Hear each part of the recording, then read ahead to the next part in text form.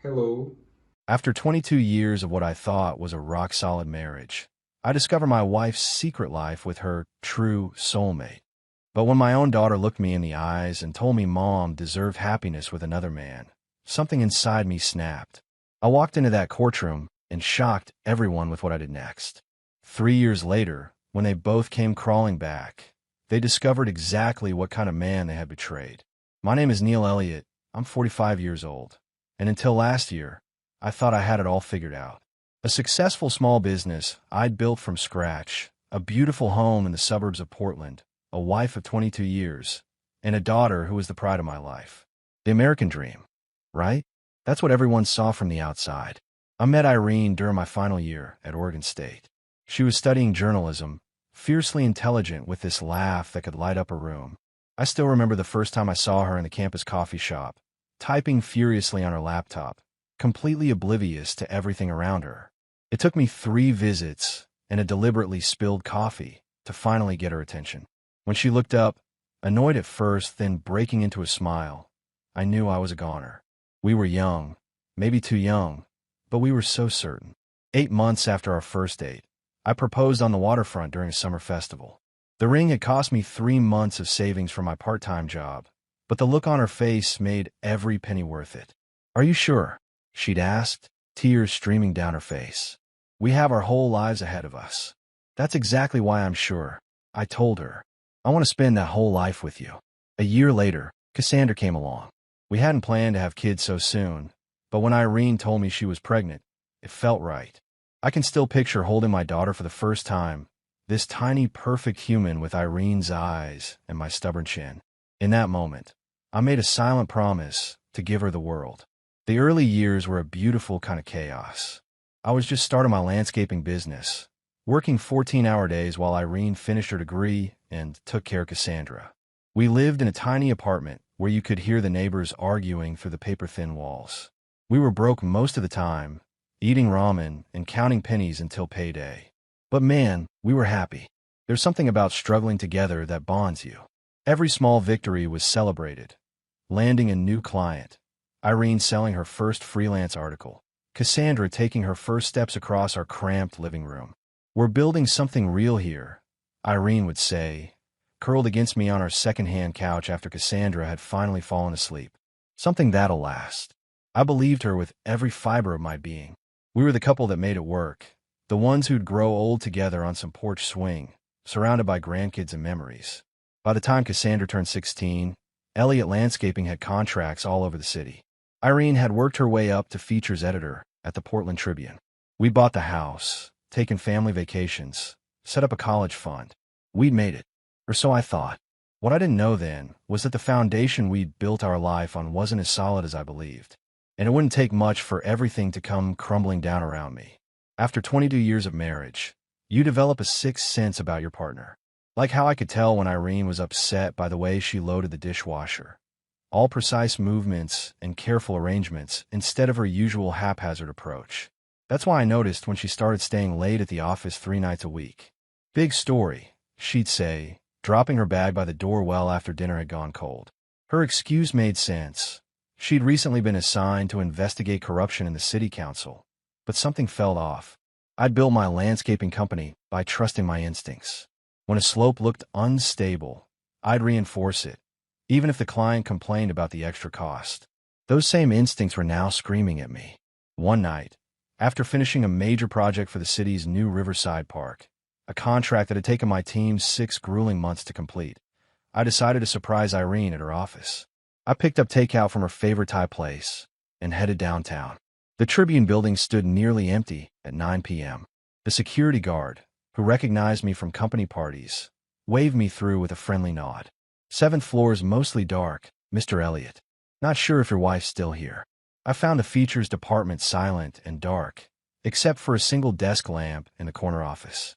Through the glass door, I could see Irene on the phone, laughing in a way she hadn't laughed at home in months. My hands tightened around the takeout bag. I could have barged in, demanded answers. Instead, I stepped back into the shadows and watched. She was different somehow, animated, alive in a way I hadn't seen in years. When she hung up, she stared at her phone for a long moment, a small smile playing on her lips. Then she typed something quickly and set it down. I slipped away before she could spot me, dumping the untouched food in a trash can outside. That night, I lay beside her in bed, listening to her breathing and wondering who had been on the other end of that call. The next morning, I did something I never thought I'd do. While Irene was in the shower, I checked her phone. Nothing suspicious in her recent calls or texts. Either I was paranoid, or she was being careful.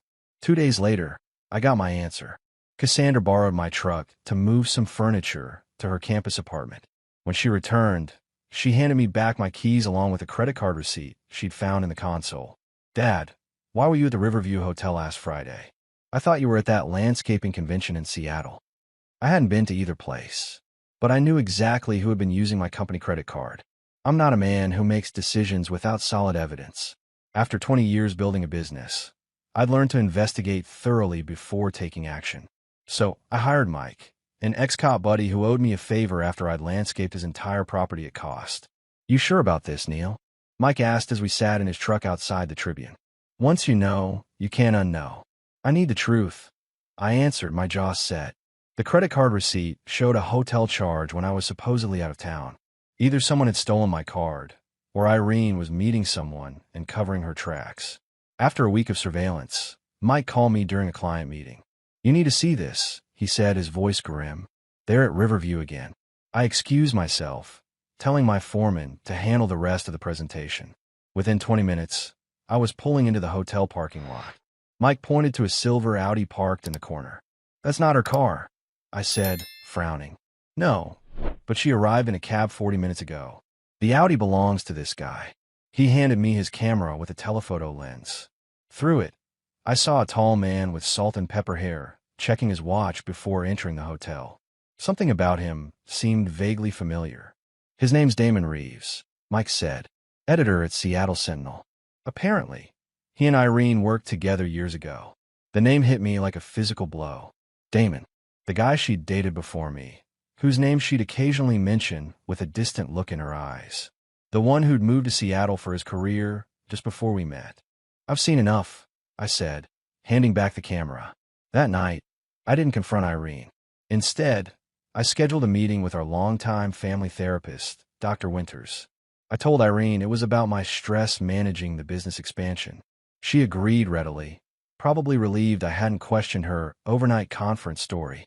During our session, Dr. Winters asked about our relationship. "Honestly," I said, looking directly at Irene, "I feel like something's changed between us." She shifted uncomfortably. "We've both been busy. It's just a phase. Is there anything else going on, Irene?" Dr. Winters asked gently. "Anything Neil should know?" That's when it happened. Irene glanced at her phone as it buzzed with a text. Something in her expression cracked. "I've been in touch with someone," she admitted, not meeting my eyes. "An old friend." "Damon Reeves isn't just an old friend," I said quietly.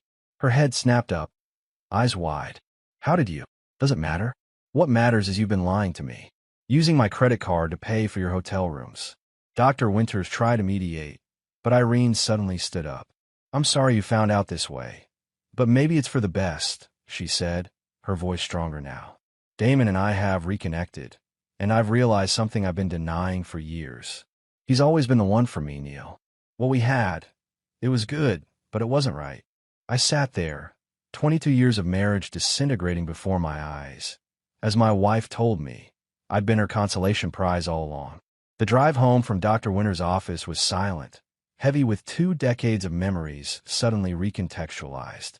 Every anniversary, every vacation, every quiet Sunday morning, all of it felt like sand slipping through my fingers. At home, Irene immediately started packing a suitcase. "That's it?" I asked, standing in the doorway of her bedroom. 22 years, and you're just walking out?" She paused, a folded sweater in her hands. "I didn't plan for this to happen. Damon reached out about a potential job opening at the Sentinel. It was supposed to be just professional networking, and ended up being much more personal." I finished. The control in my voice surprised even me. Inside, I was a hurricane, but outwardly, I remained the steady, practical man I'd always been. "I think I've loved him all this time," she whispered, almost to herself. "When he left for Seattle, I tried to move on. With you, I built a good life, a comfortable life. But seeing him again, save it. I cut her off. I'm not interested in being your silver medal. I walked out of the room and found myself in Cassandra's old bedroom, now a guest room, but still full of her debate trophies and childhood photos. My daughter, would she even understand? As if summoned by my thoughts, the front door opened. Cassandra called out, "Mom? Dad, why are both your cars here in the middle of the day?" Irene emerged from our bedroom, eyes red but chin high.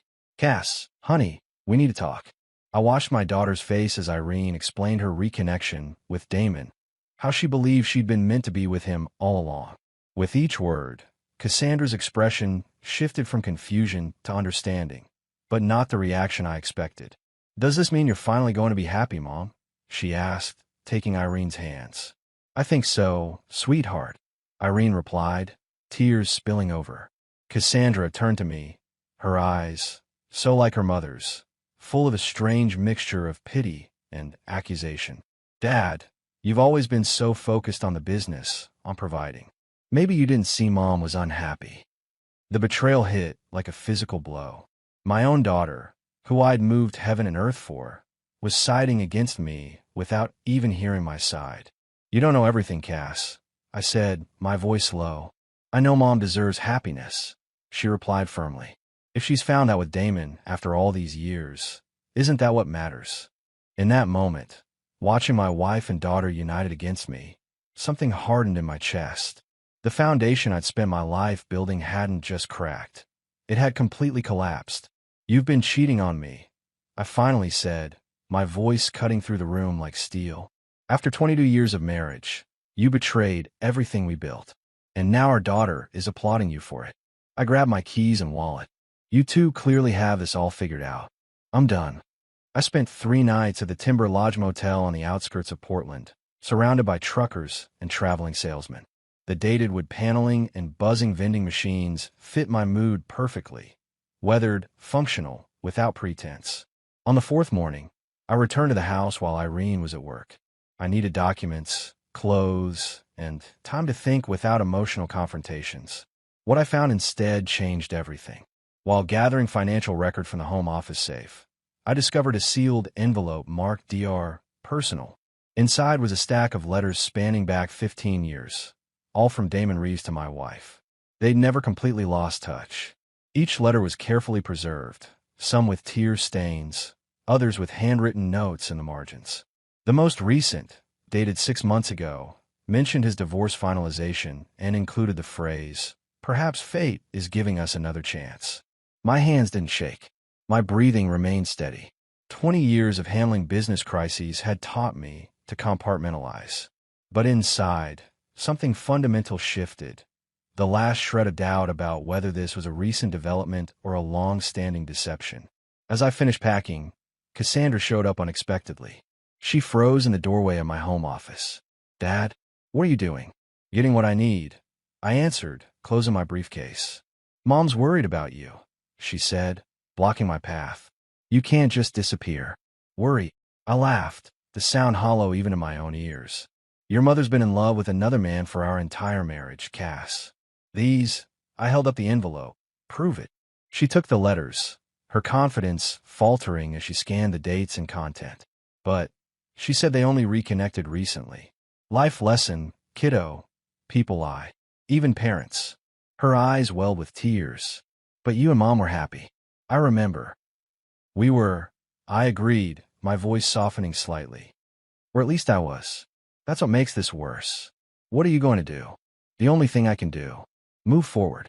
"But this is your home," she protested. "You built this place. You can't just give up everything." I looked at my daughter, so intelligent yet so naive. "This stopped being my home the moment your mother decided I was second best. And I'm not giving up. I'm choosing my own path forward." I showed her the stack of legal documents I gathered. "Tomorrow, I'm filing for divorce. I've already spoken with my attorney. Your mother can have the house. I'll start fresh." "But what about me?" Cassandra asked, suddenly looking very young. "You made your choice pretty clear, Cass. You think your mom deserves happiness with her true love. I won't stand in the way of that fantasy." I kissed her forehead and stepped around her, carrying my briefcase and duffel bag. Behind me, I heard her quietly sobbing as she continued reading the letters, evidence of a betrayal spanning not months, but decades. As I pulled away from the house I'd built, landscaped, and filled with dreams, I didn't look back. Men like me don't break. We rebuild. The county courthouse was quiet that Tuesday morning. My attorney, Sandra Matthews, met me on the granite steps, briefcase in hand and determination in her stride. "Are you absolutely certain about this, Neil?" she asked, her voice low. "Full dissolution, minimal negotiation, no fault filing?" "Completely," I replied. "I built my business by knowing when to cut losses and move on. Same principle applies here." Inside, we filed the necessary paperwork to initiate the divorce. No drama, no scenes, just the methodical dissolution of 22 years, reduced to forms and signatures. As we were leaving, fate had other plans. Irene was walking up the steps, her own attorney in tow.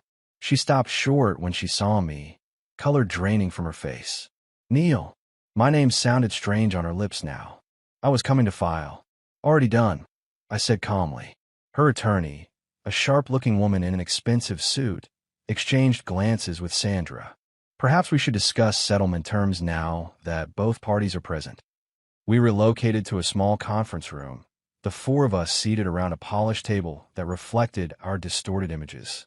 "My client is prepared to be quite generous," Irene's attorney began. "She understands the disruption this has caused and—" "I don't want anything," I interrupted. "She can keep the house, her retirement accounts, everything in her name.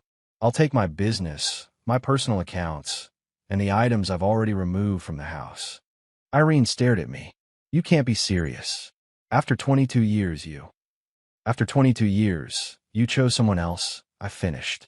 "I'm simply honoring your choice by removing myself completely." Her attorney tried to argue that I was entitled to more, but Sandra had my instructions. We laid out my terms: a clean break, no alimony in either direction, and minimal ongoing contact. As the attorneys discussed details, Irene leaned toward me. "What about Cassandra? She's devastated." "Is she?" I raised an eyebrow. "Last I checked, she was celebrating your newfound happiness with your soulmate." "That's not fair." "She's caught in the middle." "No, she chose a side. Just like you did." The door opened suddenly, and Cassandra herself burst in, eyes red from crying. "Dad, Mom, stop this. How did you know we were here?" Irene asked. "Chelsea called me. She's in my English Lit class, and her dad is going through something similar. We've been talking." I exchanged a glance with Sandra, who nodded slightly. "Give us the room, please," I said to the attorneys. When they left, I turned to my daughter. "This doesn't concern you, Cass. The divorce is between your mother and me." "Doesn't concern me," she repeated incredulously. "You're my parents, and you're giving up everything, Dad. The house, half of everything you worked for." "I'm giving up nothing that matters," I said firmly. "I built my business from nothing once. I can do it again. What I won't do is fight over material possessions with a woman who's been emotionally unfaithful for our entire marriage." I stood, straightening my jacket. "In court today, I'm giving up my legal rights as a husband. But make no mistake, I'm gaining something more valuable: my self-respect." 6 months after the divorce, Elliott Landscaping had expanded to 3 neighboring counties. I threw myself into work, securing contracts for 2 major municipal parks and a high-end residential development. My crew had doubled in size, and I'd moved into a modest but comfortable condo overlooking the Willamette River. I'd chosen a clean slate over a bitter battle, and it was paying off. No looking back, no dwelling on betrayal, just forward momentum and hard work. That strategy served me well until Thanksgiving, when an unexpected visitor arrived at my office. "Your secretary said I could wait," Cassandra said, rising from the leather couch in my office. She looked thinner, with dark circles under her eyes. "You've been dodging my calls." "Been busy," I replied, setting down my blueprints. "The Monroe project is breaking ground next week." "Dad," she stepped closer, "Mom sold the house." I raised an eyebrow. "That was part of the agreement. It's her property now. She and Damon are moving to Seattle. They used the money to buy a condo near his office." Her voice was tight with something I couldn't quite identify. Anger, perhaps, or disappointment. "She didn't even consult me." "You're 20, Cass. An adult." She doesn't need your permission. That was our home, she burst out. Every memory I have is in that house. My height marks on the kitchen wall, the tree fort you built me, the garden we planted together, all gone to strangers now. I sighed, leaning against my desk. Those are just places, kiddo. The memories stay with you. Easy for you to say. You walked away from everything without a backward glance. My casual facade cracked slightly. Is that what you think? That it was easy? I opened my desk drawer and pulled out a small wooden box, the only personal item in my otherwise utilitarian office. This is all I kept. Inside were a handful of items. Cassandra's first baby tooth, her kindergarten drawing of our family, the Father's Day card she'd made when she was 10, and a small jar of soil from the backyard where we'd buried her pet hamster with full honors when she was 8. I didn't walk away from what mattered, I said quietly. I just refused to fight over the rest. Her eyes filled with tears. I was wrong, Dad. About everything. I found Mom's old journals after you left. She's been writing to Damon for years, even when they weren't in direct contact. She called you her safe choice, her comfortable compromise. She wiped her eyes angrily. How could she write that? After everything you did for us. I closed the box gently. People see what they want to see, Cass. Your mother needed to believe she'd sacrificed her true love for duty. It made her the tragic heroine of her own story. And I bought it completely, she whispered. I'm so sorry, Dad. You're here now, I said simply. That's what matters. Can we start over somehow? I looked at my daughter, the one person I'd truly built my life around, and felt something rigid inside me begin to soften. How about dinner? I offered. There's a decent steakhouse down the block. It wasn't forgiveness, not completely, but it was a foundation, and if there's one thing I know, it's how to build on solid ground. A year after the divorce, I received an unexpected email from Mike, my ex-cop friend who'd helped uncover Irene's affair. Thought you should see this, his message read, with a link to the Seattle Sentinel's website. The article was a profile of Damon Reeves, recently promoted to executive editor, with a beaming Irene, now Irene Reeves, on his arm at some charity function. The piece mentioned their whirlwind romance and marriage, as if their history didn't stretch back decades. I closed the browser without finishing the article. Their fiction wasn't my concern anymore. That evening, I met Ryan Johnston, a commercial developer I'd been courting as a client, at an upscale restaurant downtown. His planned eco-friendly shopping center could be my biggest contract yet. Impressive proposal, Ryan said, sliding the portfolio back across the table.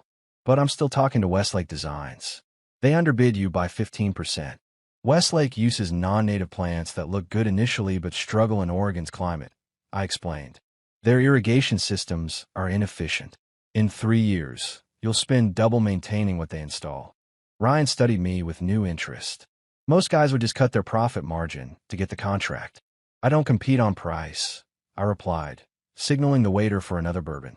I compete on value and integrity. My work lasts. Straight shooter, Ryan laughed. I like that. Let me think it over.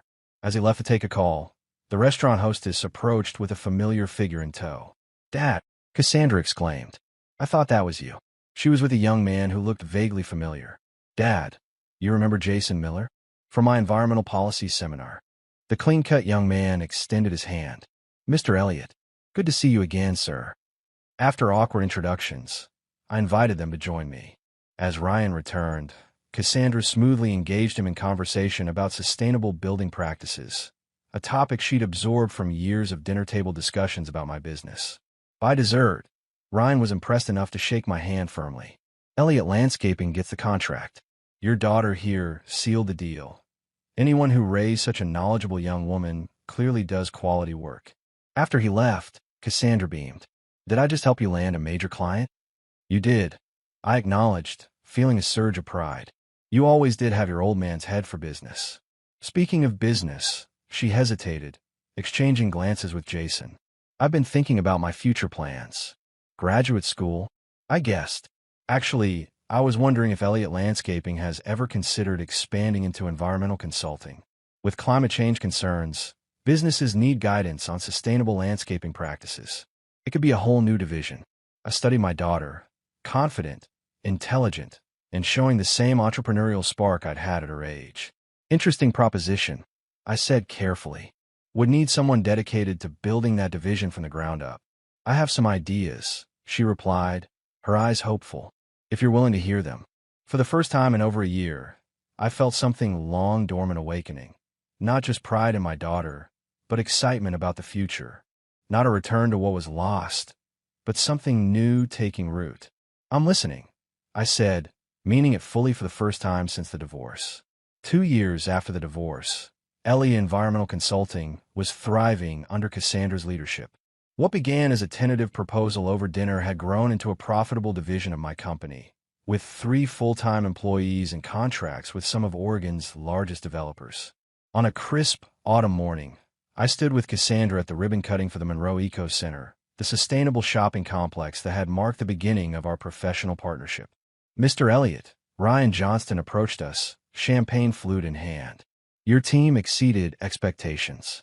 The city council's already talking about using your firm for the riverfront redevelopment. That would be my daughter's department, I replied, nodding toward Cassandra. She designed the rainwater collection system everyone's raving about. As Ryan pulled Cassandra into a discussion with some investors, I stepped away to take in the scene. The terrace gardens, native plantings, and stone pathways all bore my company's signature quality, but the innovative water features and solar integration were pure Cassandra. You must be very proud, a woman's voice said beside me. It's beautiful work. I turned to find an attractive woman in her early 40s, studying the landscaping with an appreciative eye. Something about her seemed familiar. Linda Mercer, she introduced herself. I'm the new urban planning director for the city. We met briefly at the proposal meeting last month. Neil Elliott. I shook her hand. And yes, I am proud, though I can't take credit for the whole design. The daughter I've heard so much about, she asked, smiling. The environmental wunderkind. That's her, I confirmed. Best decision I ever made was bringing her into the business. Linda's gaze was direct, intelligent. Second chances are rare in families. Not everyone gets them. Before I could respond, my phone buzzed. A text from Mike. Saw this in the paper today. Thought you should know. Attached was a news article about layoffs at the Seattle Sentinel. Among those let go was executive editor Damon Reeves, described as recently divorced. I closed the message without comment. Bad news, Linda asked, noting my expression. Ancient history, I replied, tucking the phone away. Nothing that matters anymore. We walked together through the garden terraces, discussing native plant species and water conservation. When she mentioned having recently relocated from California after her own divorce, I found myself suggesting coffee sometime to welcome her to Portland. 5 years ago, I thought I had life figured out. 2 years ago, I believed I'd never trust anyone again. But standing in this place built from new beginnings, I recognized something I'd almost forgotten. The future remains unwritten, even after the most painful chapters. When Linda smiled and accepted my invitation, I felt something long dormant stir back to life. Not the desperate passion of youth, but something steadier, something built on solid ground. 5 years to the day after my divorce was finalized, I stood in the backyard of my new home in the West Hills, surrounded by friends, employees, and family. String lights twinkled in the trees I'd carefully selected and planted myself, illuminating the terrace garden that had become my personal sanctuary. Speech, called Ryan Johnston, raising his glass. In the years since the Monroe Project, he'd become both a major client and a close friend. I wasn't one for public speaking, but some occasions warrant the effort. Linda squeezed my hand encouragingly as I cleared my throat. 5 years ago, I thought my life was ending. I began looking around at the faces gathered on the patio. Instead, it was just beginning a new phase. Like any good landscape design, sometimes you need to clear the ground before you can build something better. Laughter rippled through the group. My team from Elliott Landscaping and Environmental Consulting raised their glasses in agreement. In the past 5 years, our company has tripled in size. My daughter has revolutionized how we approach environmental design. I nodded toward Cassandra, who stood with her fiancé Jason near the fire pit I'd built last fall. And I've learned that second chances come in unexpected forms. I turned to Linda, whose engagement ring caught the firelight. After 2 years of dating and 1 year living together, we decided to make it official last month. No grand gestures or dramatic proposals. Just two people who had weathered their own storms, choosing to build something together. Later, as guests began to depart, Cassandra found me by the stone wall that marked the property's edge. She would have been proud of you, you know, she said quietly. Your mother. I asked, surprised. No. Cassandra shook her head. My grandmother, your mom. She always said you were a builder at heart, not just with your hands, but with your life. The mention of my mother, gone 10 years now, brought a lump to my throat. She was a wise woman. I got a letter from Mom last week, Cassandra continued. She's back in Portland, teaching journalism at the community college. Damon's out of the picture completely. Are you going to see her? I asked, careful to keep my tone neutral. Eventually, she sighed. But I'm not rushing into anything. Some foundations take time to rebuild. I nodded, understanding completely. No matter what happens with your mother, you know where home is now. As we walked back toward the house where Linda was saying goodnight to the last guests, I felt a profound sense of completion. Not because everything was perfect, life never is, but because I'd rebuild on my own terms, with my own hands. The man I'd become in these 5 years was stronger than the one Irene had left, not despite the betrayal, but because of how I'd chosen to respond to it. The best revenge wasn't bitterness or retaliation, but creating a life so full that the past became just that, the past. Ready to head in? Linda asked, slipping her arm through mine. Absolutely. I replied, meaning it in every possible way. Bye.